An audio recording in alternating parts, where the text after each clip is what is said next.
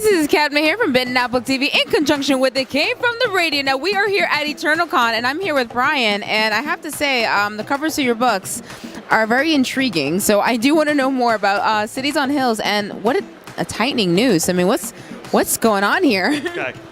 All right, well, the first book is A Tightening Noose, and it follows two main characters and introduces us to the world they live in. Basically, contemporary American society.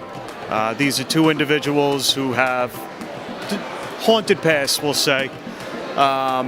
They find themselves through separate circumstances in the desert of Arizona in a small town called Yuma. One of them is a former mixed martial artist who, after killing someone in the ring, finds himself out there and mixed up with an outlaw motorcycle gang. The other one is a former Marine sniper who is out there as well. They both get caught up in an ATF investigation. They are ensnared in it and co-opted into working for the federal government. They uncover a conspiracy occurring along the U.S.-Mexican border.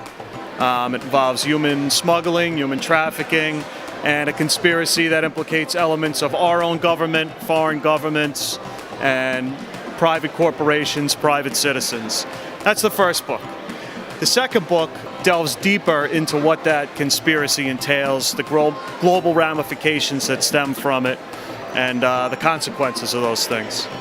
So it's part of an ongoing series I'm writing, and I'm basically trying to chronicle the downfall of Western civilization over a series of novels. I hope Hollywood is watching, because I already feel like I'd buy the movie ticket already. What I wanted to ask you... Right now. Yes. What I want to know is, when it comes to creating like that sort of depth of conspiracy theory, were there any stories that helped mold that, or was it just something that maybe you witnessed, whatever it is? Well, I took a lot of the settings from the stories, the places I've been. I lived in Yuma, Arizona for a long time. I was stationed there in the Marine Corps. A lot of the book takes place on Long Island, which is where I grew up. But as far as the conspiracy theories, I read the paper every day, I follow the news, I pull things here, I pull things there, I weave them all together, and I just kind of let my imagination run wild with it. So now, besides our two main protagonists, what I want to know is, because it's never the main character, what character in these books is actually your favorite character? My favorite character is not one of the main characters. Never is. No, it's definitely not. My favorite character is one of the gentlemen who's in on the conspiracy, and he's not quite a reluctant participant, but he's almost reluctant. He knows he's doing something wrong. He's in too deep, and he's been at it too long, where he's kind of the I'm just following orders mindset, shrugs his shoulders, grins down, and bears it. And he's introduced about halfway through the first book, and we get to see more of him in the second book, and he's going to have a bigger part in the third. Ooh, so his favorite character is going to be making a breakout. Now, when it comes to writing, because I write books as well, and everyone's always inspired by either different styles or maybe there's a certain author. I want to know, like, when it comes to your writing, who would you say was your biggest influence? That's tough, because I read everybody, I read everything, all genres. I love fiction, nonfiction. But I gotta say, for these books, it's kind of a James Ellroy meets Stephen King is how I like to categorize it. Buy the book now. That's like the best.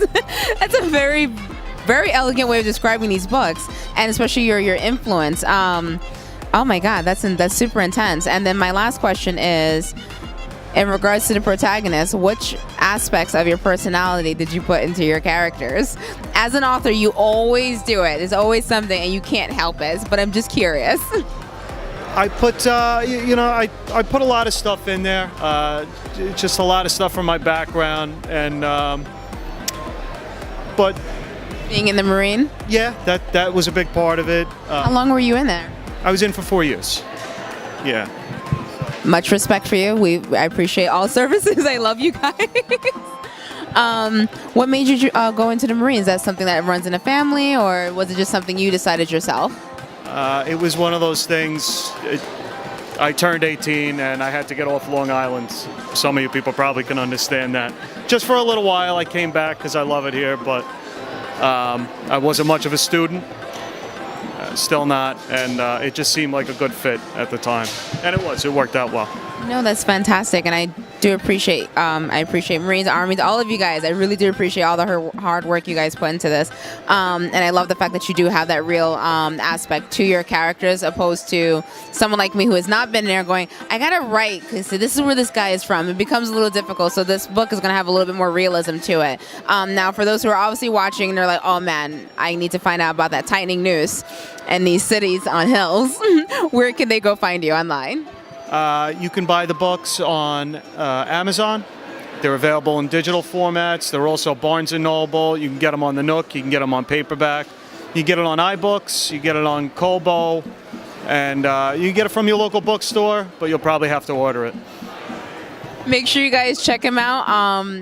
These books are very, very intense, and I can't wait to read more. And I can't wait for the movie to come out. Like, I'm already planning your entire life story here. I'm like, there's going to be a movie, a TV show. I'm signed up, and you guys all saw it here first. Thank you so much. Bye. Thank you.